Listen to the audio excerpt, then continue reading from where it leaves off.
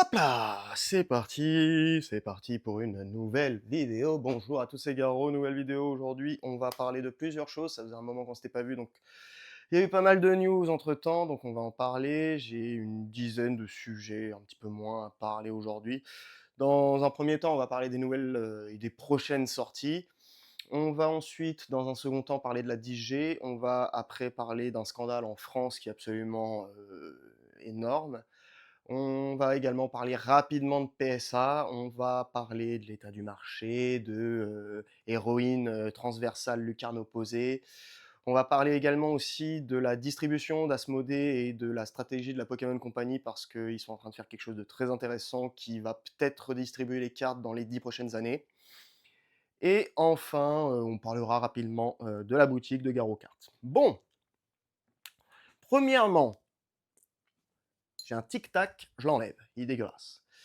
Deuxièmement, les prochaines sorties du coup, pas de changement de ce côté-là, toujours Abyss Ice fin mai, fin juillet on a toujours Storm Emeralda avec Mega Rayquaza, le 16 septembre normalement on devrait avoir les 30 ans, alors pour la version française ça devrait arriver le 18 septembre s'ils font la sortie simultanée, donc mercredi 16 septembre c'est les 30 ans en japonais au Japon qui sortent, et le 18, le vendredi 18 du coup c'est la version internationale qui sortirait. De ce côté-là, on a un nouveau set qui a été découvert par Pokebeach, qui s'appellerait Aura Seekers. Aura Seekers, si j'enlève le Seekers, que je garde que le S, Aura Sphere. Oui, ça sera sur Mega Lucario Z, visiblement. Je pense pas. Alors, il y a une possibilité que ce soit aussi sur Mega Lucario normal, mais je pense pas, étant donné qu'ils l'ont mis dans ME1. Après, on verra. Ça ferait quand même sens qu'ils le mettent dedans, vu que c'est une série autour de Lucario. Mais s'ils le mettent pas et qu'ils se focus uniquement sur Mega Lucario Z, ça me choquerait pas. De ce côté-là, du coup, c'est tout ce qu'on sait pour l'instant sur les prochaines sorties. Toujours pas de 7 Ruby et Saphir. N'hésitez pas, hein, surtout, à faire des paris avec moi dans les commentaires. Je me ferai un plaisir de prendre votre argent si jamais vous croyez un tantinet soit peu qu'un set Ruby Saphir va sortir basé sur une capture d'écran d'une discussion Discord d'un type qu'on ne connaît pas. Mais bon, si vous voulez y croire, croyez-y, hein, je veux dire, bien sûr, pas de problème. N'oubliez jamais que Pokébeach, quand ils annoncent, par exemple, Aura Seekers, ils ont fait le boulot derrière. Et le boulot, vous pouvez le faire vous-même. Vous avez juste à aller, il y a des sites, j'ai moi-même fait l'expérience, il y a des sites où vous avez simplement le nom des marques déposées au Japon. Donc, si vous connaissez les bons mots-clés à taper vis-à-vis du propriétaire du mot-clé, enfin, de la marque déposée, donc vous connaissez les infos de la Pokémon Company, vous avez juste à taper les infos de la Pokémon Company, ça va vous sortir toute la liste des marques déposées par la Pokémon Company, et à partir de ce moment-là, vous pouvez faire des déductions concernant les prochains sets qui sortiront. C'est pas une capture d'écran d'un Discord avec des sets qui ont l'air sortis de nulle part qui vont changer quoi que ce soit. Donc après, attention, hein, il y a un monde où là, je suis en train de passer pour un blaireau et il y a bien un set Ruby et Saphir qui vont sortir bientôt. Pour l'instant, j'y crois pas une seule seconde. Ça fait 6 mois qu'ils nous balancent ça. J'y n'y ai jamais cru une seule seconde. Et ça ne changera pas de sitôt. Bon, ça c'est pour les prochaines sorties. La 10G maintenant. On a eu le reveal bien évidemment de Pokémon Wind et Wave. Donc vent et vague. Première impression, très rapidement, le jeu est pas extraordinairement beau, mais c'est largement le jour et la nuit entre Pokémon Écarlate et Violet et Pokémon Vent et Vague. On voit qu'ils ont changé leur management, on voit que le directeur à l'ancienne qui ne jurait que par des équipes de 30 personnes, ce qui fonctionne quand tu fais un jeu sur Game Boy ou DS peut-être, mais qui ne fonctionne pas quand tu fais un jeu sur Switch, avec les technologies d'aujourd'hui, c'est 30 personnes, tu peux pas. Sur des calendriers aussi courts, sur un contenu aussi, on va dire, complet, sachant que tu as la moitié des personnes qui sont pas des programmeurs sur une équipe de 30, bah, c'est pas possible. C'est pas possible. C'est pour ça qu'ils ont fait autant de recrutements, c'est pour ça qu'ils ont dégagé certains managers qui sont partis à la Pokémon Company plutôt que de rester chez Game Freak, parce qu'il fallait un changement sur le management. Tout, tout problème dans une entreprise, dans une classe, dans une, je sais pas, dans une équipe, tout problème quasiment tous en tout cas, viennent principalement d'un problème de management et on voit que là, ils ont fait des changements. Je vous en avais parlé dans la vidéo, que maintenant, la vidéo c'était Game Freak, ça a toutes les cartes en main, je crois. Elle est disponible, vous pouvez aller la regarder. Je disais que voilà, ils avaient fait les changements et que visiblement tout était bon pour que l'avenir de Pokémon soit radieux. Wind et Wave sont une première preuve que ça devrait être le cas.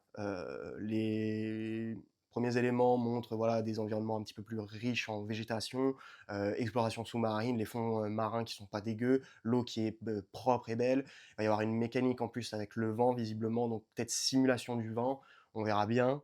Il me semble qu'il y aura des véhicules au travers d'un Motisma, mais je suis pas sûr. Ou alors c'était une feature qui a été supprimée, je ne sais plus, ça venait des leaks ça. Donc j'ai hâte de voir le jeu. Moi en tout cas, ce que ça me... Sur cette première impression, je me dis que la 11G, en fait, je me dis que là, on va peut-être vivre un âge d'or comme on avait vécu entre la première G jusqu'à la cinquième. Première G, on met en place le jeu. Deuxième G, on peaufine un petit peu. Troisième G, c'est la nouvelle génération, vraiment, on passe sur une nouvelle génération de consoles. La quatrième G, encore nouvelle génération de consoles, plus vraiment, on commence à emmagasiner des années et des années d'expérience. Et la cinquième G, c'est le pinacle, c'est vraiment la perfection et l'amassement entre... Enfin, le race, je sais plus, enfin, on va dire le nombre de compétences voilà, réunies au niveau de la 5G, c'est genre à ce moment-là, leur personnel, les compétences et tout qu'ils avaient, c'était vraiment le pinacle. Et en fait, je pense que avec la 10G, la base qu'ils vont poser avec la 10G, ça va s'enchaîner sur la 11 et la 12e G. Et mon petit doigt me dit que peut-être la 12G sera l'équivalent de la 5G en termes de vraiment de fonctionnalité, de bienfaits, de jeux peaufinés. Et donc j'ai très très hâte. Pour les starters, pour le coup, très drôle, j'adore les starters. Même le Gecko Do, c'est celui-là que j'aime le moins des trois, même celui-là, je le trouve vraiment bien designé. J'avais, moi, pour moi, alors personnellement, les starters que je déteste le plus, alors oui, il y a la 5G, c'est vraiment la 5G, je les déteste à mort, mais il y a aussi la 8G, épée bouclier. Honnêtement, il n'y avait que le singe qui m'avait plu, pour en tout cas les premiers stades d'évolution. Là, sur la 10G, vraiment, ça change beaucoup. Déjà, avec la 9G, j'avais beaucoup adoré la 9G. Là, la 10G, c'est pareil. Ils arrivent à faire quelque chose d'encore très simple, mais de très, voilà, très, très. Un peu à la Apple. C'est simple, mais c'est bien fini. Et ben là, c'est un peu le même ressenti que j'ai, et vraiment très très fan, que ce soit le Piaf, le Dogo ou le Gecko. Le Piaf à mourir de rire, tous les mêmes, donc j'ai hâte, j'ai hâte. Pour les autres Pokémon de la DG qu'on va avoir, ça devrait arriver avec déjà l'animé, donc la prochaine saison de l'animé, normalement on devrait avoir un Pokémon lié à la DG qui sera révélé.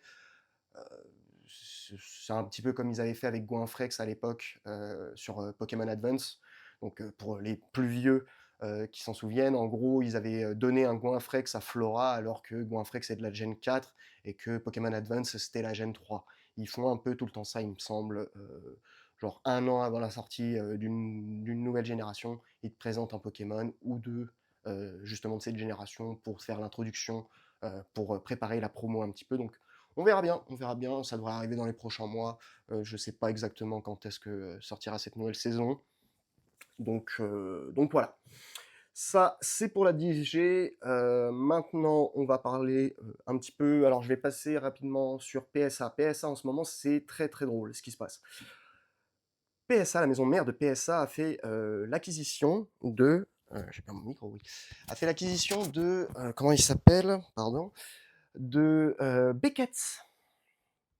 Ont fait l'acquisition de Beckett. Vous avez sans doute dû voir l'information. Ils ont fait l'acquisition de Beckett. Beckett, pour rappel, c'est une compagnie de grading au même titre que PSA. Ils sont notamment connus pour faire les subgrades qui sont affichés sur leurs étiquettes, plus pour avoir, on va dire, démocratisé le 10 Pristine et le 10 Black Label. Vous avez sans doute dû voir notamment des Pikachu Pancho en Black Label. C'est Beckett qui fait ça. Donc, ce qui veut dire que la maison mère de PSA a désormais, je sais pas en part de marché, mais ils ont juste un monopole désormais qui est vraiment poussé à l'extrême. Donc, c'est le bon moment, bon gré mal gré, que on peut se dire ils ont un monopole de fou, c'est le bon moment pour un concurrent d'arriver. Je pense à Tag notamment qui est arrivé et qui fait son petit bout de chemin même si c'est encore loin de PSA. Pourquoi je dis ça? Parce que PSA en même temps qu'ils ont racheté Beckett et qu'ils ont prévenu que ça ne changerait rien, c'est pas comme si Beckett allait être incorporé à PSA, ce seront vraiment deux boîtes séparées, comme la maison mère de PSA a aussi une boîte séparée, il me semble, pour les pièces de monnaie. Je pourrais me tromper, mais il me semble qu'ils ont une deuxième. Du coup, avec Beckett, ça fait une troisième. Si c'est pas, ils ont même une quatrième. Mais genre, ils ont plusieurs boîtes de grading, la maison mère de PSA. Donc, ils ont prévenu que ça changerait pas. Par contre, pourquoi je dis qu'il faut qu'un concurrent se mette sur le marché maintenant? Parce que PSA en ce moment, waouh, waouh, waouh, waouh. J'ai jamais vu, sans déconner, j'ai jamais vu autant de scandales en un an avec une boîte que maintenant avec PSA. Vous avez sans doute dû voir le scandale des enfin, c'est pas les subgrades, c'est les low grades revendus en gros. Pour vous la faire simple, imaginez que vous avez ce dragon blanc aux yeux bleus en PSA 10 avec un ancien boîtier. Vous l'envoyez, PSA, ils vous le regradent, mais ils vous baissent la note parce que voilà, ils font ça. Ils vous proposent ensuite de vous racheter la carte. Et là, c'est là que les problèmes arrivent. Ils regradent la carte encore une fois, après vous l'avoir rachetée, et ils la mettent en 10. Et ils la mettent en vente sur eBay. C'est bien, hein? Donc là, ils sont en train de faire des trucs comme ça. Ils ont fait énormément de dégâts à des cartes. Je pense notamment à l'histoire du Deoxys lenticular japonais, une carte extrêmement rare qui était PSA 10 sur un ancien boîtier. Le propriétaire renvoie la carte à PSA pour faire changer le boîtier pour passer sur les nouveaux boîtiers. Ils abîment la carte et la carte devient un 6. C'était un 10. La carte en 10, c'est 45 000 $, je crois. La carte en 6, c'est 20 000.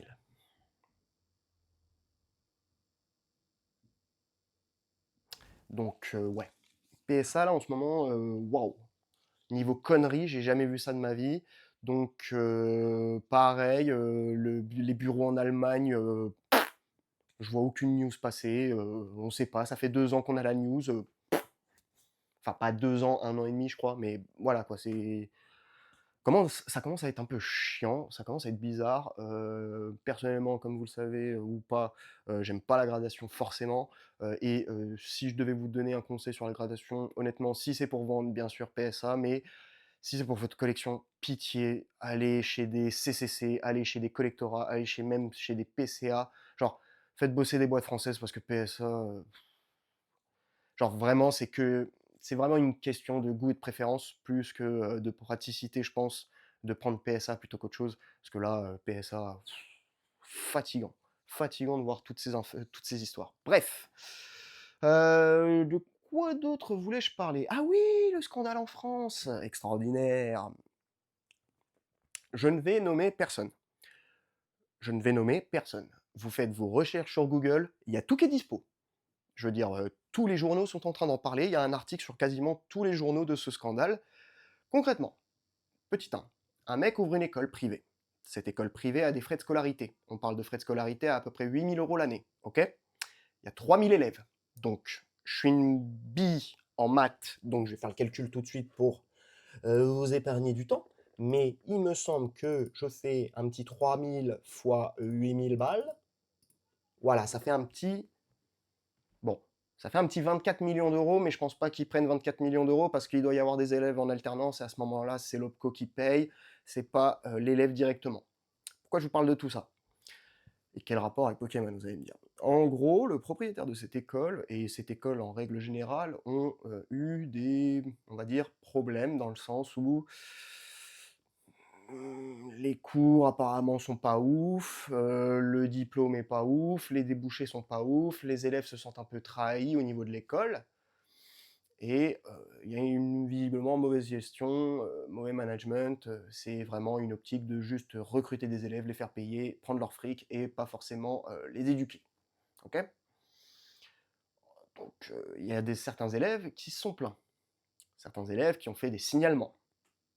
Il y a des organismes d'État qui sont chargés de surveiller toutes ces affaires. Ces organismes d'État ont donc, je pense, l'inspection du travail notamment, peut-être, l'inspection des finances, des trucs comme ça, ont fait leur enquête et ont découvert que le propriétaire de cette école a déboursé déjà de l'argent de l'école, donc d'une entreprise, donc il me semble que c'est de l'abus de biens sociaux ou de l'abus de confiance, bref, pour payer son mariage, à hauteur, il me semble, si je me souviens bien des chiffres, 40 000 euros, et et a déboursé 534 000 euros en cartes Pokémon.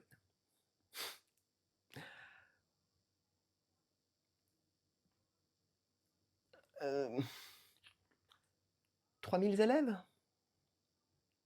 les frais de scolarité à 8000, un demi-million qui est parti. Moi, je prends les paris tout de suite, le mec va se prendre 10 piges. 10 piges, 5 piges fermes, 5 piges sursis, et petite amende 1 million. Si ça se passe bien et qu'il y a justice. Maintenant, je vous ai dit ça, c'est pas encore fini. Ce type en question, vous pouvez faire des recherches littéralement sur YouTube.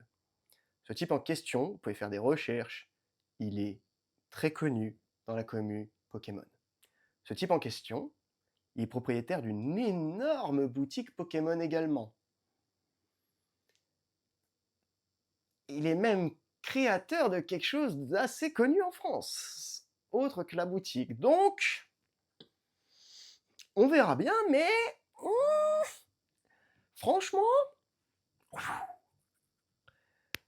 de ce que j'ai eu, l'école est en liquidation judiciaire en ce moment, sur les derniers articles. Avec l'enquête et tout, si les élèves ils se mettent à s'unir, à prendre un avocat, à l'emmener en procès et tout, waouh. Je sais pas comment ça se passait. J'ai aucune notion de loi là-dessus. Je sais pas qui peut l'emmener en procès, comment ça va se passer. Je n'ai aucune idée de comment cette histoire va se dérouler, qu'est-ce qui va se passer. Je vous fais juste du report d'infos que j'ai lu d'articles. Hein. Donc, cette histoire me fait extrêmement rire. J'ai très hâte de voir la suite parce que il y a possiblement, si ça part vraiment, vraiment en cacahuète, il y a possiblement un gros acteur, gros collectionneur Pokémon en France qui va se faire, pas que lui et d'autres, il y aura des dommages collatéraux aussi sûrement, parce qu'il a des associés. Ça va être tendu. Ça va être tendu. Ça va être très, très tendu, je pense, pour eux. Donc on verra bien. Ce petit scandale, je vous invite à faire vos recherches sur Internet. C'est ultra facile à trouver. Pensez à des bons mots-clés et vous trouverez en 2 secondes. Voilà, donc je ne suis pas responsable non plus de ce que vous écrivez en commentaire, donc c'est vous. Parce que voilà, hein, je ne veux pas de procès, j'en ai rien à foutre moi. Je vous reporte juste des lectures d'articles. Mais je voulais parler de l'histoire parce que c'est. À quel moment tu fais ce genre de choses, quoi? Si c'est véridique. Si c'est bien véridique qu'il a détourné de l'argent pour acheter des cartes Pokémon, sans déconner, le gars est dans une merde noire. Vraiment noire. Puis c'est pas comme si on parlait de il a détourné 100 euros de la caisse. Hein. Là, on parle d'un demi-million d'euros. Donc bon, bref. Rapidement, le marché. Je voulais parler aussi du marché un petit peu, là, de l'état du marché, parce que c'est, je pense, vous l'avez remarqué, mais c'est un énorme bordel avec une certaine série, là. Je sais pas si on la voit bien.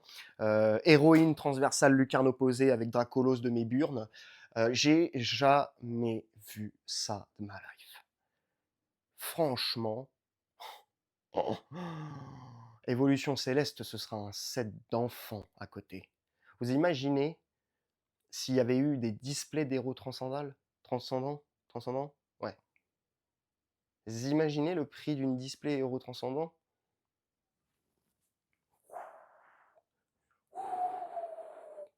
Évolution céleste, je pense vraiment que ce sera un enfant à côté, parce que, je veux dire, le Pikachu, il est à 800 balles, le Ectoplasma, il est à 800 balles, l'autre Pikachu, il est à 300 balles, le Dracolos, il est à 500-400, il y a d'autres cartes qui sont dans les 300 euros, bah le Mewtwo, il est à 300 euros, je crois. Et puis les autres alternatives, elles sont toutes entre 50 et 150, quoi. et il y a genre 20 alternatives. Enfin, je dis 20, c'est pas 20 exact, mais bon, vous m'avez compris, c'est incroyable ce qui se passe, quoi. On a vu des Pikachu PSA 10, je crois, ou Beckett 10, un truc comme ça, bref. Je crois que c'était un Black Label qui est parti à genre 4000 balles, que j'avais vu. Peut-être que je me trompe, mais là, on n'a aucun ralentissement, ça ne fait que de... Depuis Étincelle déferlante, ça ne se stoppe pas. Ça continue, les gens achètent comme des fous. Et le pire, c'est que vous seriez peut-être en droit de vous dire: «Ah mais Garo, ils font que d'acheter pour garder, pour revendre plus tard». Effectivement, je suis le premier à le faire. Mais on ouvre aussi, hein. On ouvre aussi, je veux dire.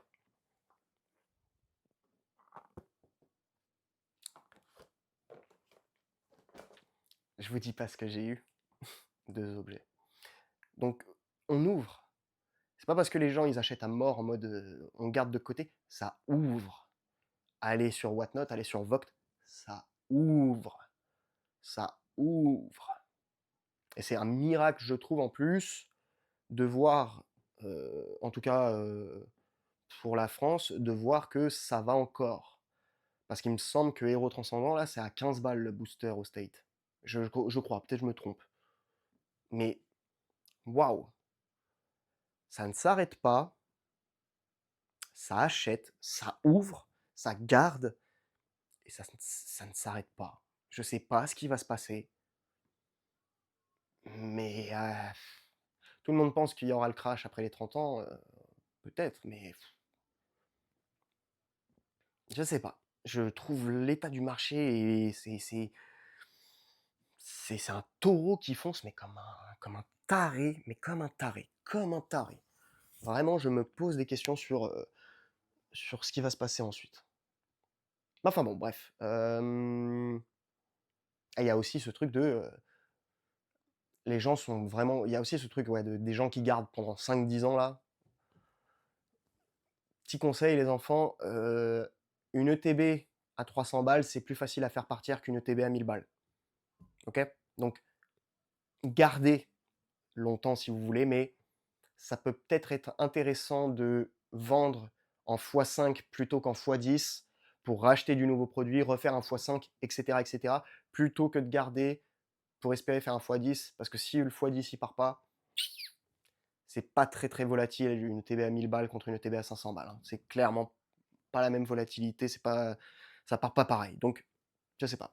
Bref, faites attention là-dessus. Donc, c'est des petites pistes de réflexion, c'est des trucs que je regarde, que j'observe, c'est un bordel, ça me fait trop rire et en même temps ça me fait très peur. J'ai vraiment cette impression qu'en fait on est... et on peut faire même le parallèle avec la société, hein, je veux dire.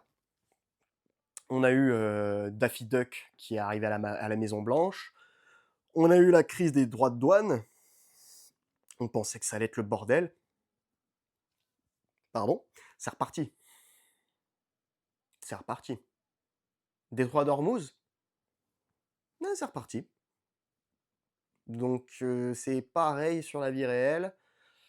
J'ai vraiment cette impression qu'en fait on est là un peu comme l'Empire romain à la fin. On s'enivre, on part dans une débauche de fou, on ne s'arrête pas jusqu'à ce que va y avoir quelque chose et je sais pas ce qui va se passer. Je suis pas capable de prédire le futur de toute façon, donc on verra bien et ce sera peut-être drôle, peut-être ce sera triste, on verra bien. Donc bref. Enfin, avant de parler de la boutique, la Pokémon Company a fait quelque chose de très intéressant et qui est à surveiller. Je voulais vous en parler parce que ça me semble très important, très intéressant à suivre. Ils ont officiellement racheté un distributeur aux États-Unis.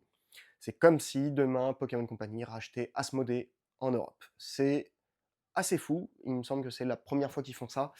Pour la petite historique, ils avaient racheté déjà le groupe Millennium Print qui s'occupe de faire l'impression. Ils ont racheté des terrains en fin d'année dernière, il me semble, pour justement augmenter la taille des impressions et des imprimeries de Millennium Group, qui était aussi également le plus gros achat de terrain, il me semble, si ça n'a pas bougé aux États-Unis en 2025. Donc, c'est des gros investissements ce qu'ils ont fait. Et là maintenant, ils sont passés au next stade avec le distributeur directement. Qu'est-ce que ça veut dire par là? Sûrement, et là je ne fais que supposition, Sûrement, ils font tout ça pour, vraiment avoir et augmenter les productions et les capacités aux États-Unis et en même temps avoir un petit peu plus de contrôle sur la distribution aux États-Unis parce que peut-être qu'ils se rendent compte avec tous les scandales, notamment qu'il y a eu avec MJ Holding, que peut-être qu'on va reprendre la main. Je ne serais pas surpris à l'avenir, et là je parle un horizon 2030-2035, je ne serais pas surpris à l'avenir de voir Pokémon faire la même chose ailleurs dans le monde. Je ne serais pas surpris de voir Pokémon en fait se dire on fait cette strat de tout racheter aux États-Unis, de prendre le contrôle complet de la chaîne d'approvisionnement, un peu comme Decathlon le fait, parce que Decathlon, du début à la fin, en fait, ils ont tout le contrôle. C'est de la création du vêtement jusqu'à la vente, en fait, ils gèrent tout. Ils ont la boucle entière de la production qui est chez eux. Je pense que Pokémon va peut-être tenter de faire ça, dans un premier temps aux États-Unis, parce que c'est leur plus gros marché et que c'est là où il faut faire le plus d'efforts pour vraiment sécuriser et stabiliser un petit peu le marché et en même temps bah voilà, augmenter les productions pour faire plus d'argent. Et dans un second temps, établir cette même stratégie ailleurs dans le monde. Donc, peut-être un jour, on verra la Pokémon Company racheter Asmodée et ce serait très drôle. Ce serait extrêmement drôle de voir ça. De voir la Pokémon Company racheter Asmodée et limite de détruire toute la filière jeux de société. Alors, je le souhaite pas, mais ça serait très très drôle.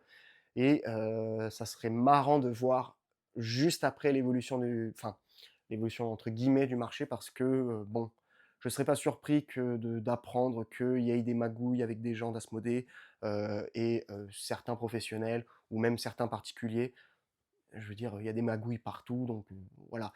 Je pense que la Pokémon Company, voilà, c'est en train de se dire peut-être qu'on va prendre le contrôle complet de la chaîne et ensuite on va répliquer ce modèle partout ailleurs dans le monde, à moins de règles spécifiques. Je pense à la Chine qui pourrait mettre très facilement des règles en place pour bloquer la Pokémon Company, mais j'y crois pas trop. Enfin, on verra donc. Voilà. On verra bien. Et enfin, pour terminer la boutique pour l'instant, je vous explique un petit peu. Toujours pas de taf. J'ai fait plein d'entretiens, j'ai fait plein de rounds. J'ai notamment fait une boîte où ça sentait très très très très très bon. Et j'ai fait 5 rounds d'entretien, je déconne pas, 5 rounds d'entretien, pour au final que le recruteur me ghost. Même pas, je lui envoie des messages, des mails, aucune réponse. Donc, envie un petit peu de péter un plomb, donc je laisse attendre pour le moment. Je me suis dit même le mois dernier, est-ce que j'ouvrirais pas la boutique même sans taf, fuck it.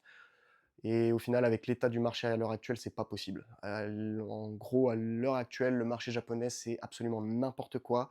Les prix ne baissent pas. Il y a des reprints, notamment un reprint d'Inferno X qui va arriver. Je pense pas que les prix vont baisser. Je veux dire, même les reprints voilà, qui ont eu lieu avant, il n'y a pas eu de baisse de prix. Les prix restent relativement beaucoup trop hauts. C'est n'importe quoi. Je sais pas ce qui va se passer, mais c'est pas soutenable un truc comme ça. D'expérience, je sais qu'un truc comme ça, c'est pas soutenable. Donc, on verra bien. Moi, pour moi, ça me semble pas intéressant, pas logique et pas viable de faire pour l'instant de l'import. C'est beaucoup plus intéressant, je vous le dis, d'acheter premier prix sur Card Market d'une display japonaise plutôt que de faire importer du Japon pour vous dire à quel point c'est le bordel à l'heure actuelle. Donc, wait and see, on verra bien. Attendons et regardons, mais ouais, c'est le bordel. Pour l'instant, je n'ouvre pas la boutique. Je me concentre toujours à préparer sur le papier tous les formats de vidéos que je vais rajouter, à aussi explorer un petit peu comment je vais refaire la boutique, principe de fonctionnement et tout, parce que ça va énormément changer. Je veux vraiment passer dans une espèce de phase 2, quoi, que ce soit vraiment un nouveau modèle, pour que ce soit un petit peu plus propre et un peu plus simple pour moi, que ce soit plus pro pour vous, que ce soit plus intéressant pour vous, et en même temps que ce soit plus simple pour moi, parce que la première phase où j'ai ouvert la boutique, c'était cool, mais ça m'a énormément épuisé, et c'était pas parfait, je pense SAV, etc. Donc là, je prépare les choses vraiment proprement, tranquillement. Je vais prendre mon temps. En même temps, je vais chercher un taf pour me prendre des refus de c'est mort. Bref, et puis voilà. Donc je vous préviendrai. Pour les vidéos, pour l'instant, je fais faire une petite vidéo, je pense une par mois de temps en temps. Voilà, comme ici, là, j'avais pas mal de trucs à dire. Et puis c'est tout. Je vais plus refaire de vidéos pour l'instant tout le temps, tout le temps, tout le temps. Les vidéos toutes les semaines, ça reviendra vraiment. Ça peut arriver que j'ai une phase où je sors des vidéos toutes les semaines, mais Ça reviendra vraiment que quand je réouvrirai boutique bien comme il faut. Là, pour l'instant, ça va plus être une vidéo peut-être tous les mois. On va faire comme ça, peut-être tous les 2 mois, 3 mois, on verra. C'est vraiment quand il y a des gros trucs dont j'ai à parler. Comme ça, au moins, je vous prends pas trop la tête et je vous embête pas trop. Est-ce que j'ai autre chose à dire? Ah si, j'ai pas parlé du gala TCG. Il y a eu le gala TCG du coup, j'ai pas fait le royaume.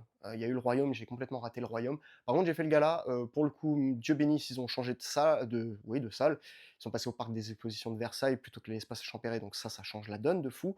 Par contre, l'agencement, je l'ai trouvé à chier, il y a vraiment largement moyen de faire mieux et aucun espace échange, ça c'est absolument honteux. C'est je comprends pas, c'est non, je comprends pas. Vraiment, je ne comprends pas. C'est vraiment louer des tables et des chaises, non. Les gens étaient par terre, ça c'est honteux. L'agencement des stands qui pour moi était à chier. Je pense vraiment qu'il y a moyen de faire beaucoup mieux. Et je parle pas de la version américaine à la con, hein, je parle vraiment d'un truc réfléchi un petit peu avec de la jugeote. Je pense vraiment qu'il y a vraiment des gros axes d'amélioration à faire. Euh, je recommande également, alors ça je sais pas si on peut le faire, mais je recommanderais vraiment, plutôt que de foutre des panneaux de stand juste derrière le stand, et que du coup ça cache le stand de derrière, faire des panneaux peut-être qui sont suspendus au plafond, ça serait peut-être plus intéressant à faire, mais bon, voilà. Autrement, il y avait sur les stands quasiment que du Pokémon.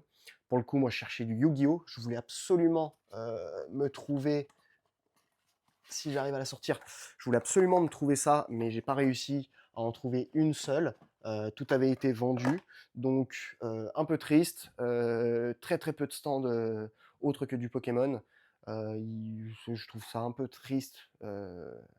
Après, je dis ça, moi aussi, je vendais que du Pokémon, mais peut-être que sur la phase 2, on va changer ça. Donc, un peu triste là-dessus. Par contre, sur les produits scellés, ça allait. Les prix, c'était prix boutique, quoi. Beaucoup de choix de cartes. Il y avait, enfin, beaucoup de choix de cartes. Je suis arrivé le dimanche, il n'y avait plus grand-chose, mais je pense que le samedi, il devait quand même y avoir pas mal de trucs. Donc, quand même pas mal de choix de cartes. Des organisations sur certains stands très bien foutus. Je pense, il me semble que c'est le stand de Card Hunter qui était vraiment bien foutu avec ses classeurs. Il y avait d'autres stands sympas et tout. Donc, niveau DA, des stands, c'était cool. Moi, je pense que c'est vraiment l'agencement de comment étaient foutus les stands et les panneaux d'arrière qui étaient pas ouf, parce que ça te cache en fait tout l'arrière. Tu n'as aucune sensation de grandeur avec ça. Et ça, je pense que c'est quelque chose à corriger. Mais bon, c'est première édition au Parc des Expositions de Versailles, peut-être la quatrième édition, troisième ou quatrième. Donc encore des choses à améliorer. Je pense que le Royaume là-dessus, ils sont peut-être devant encore au niveau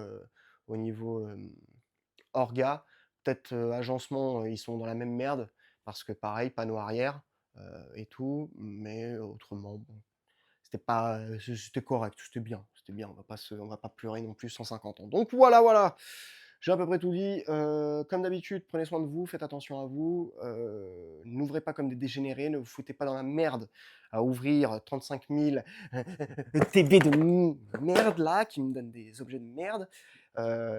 Faites avant tout ça pour votre plaisir et dans les limites du raisonnable par rapport à vos capacités financières, surtout quand ce moment c'est le bordel. Prenez soin de vous et je vous retrouve peut-être dans un mois ou deux ou trois, on verra bien. Bref, bisous, ciao!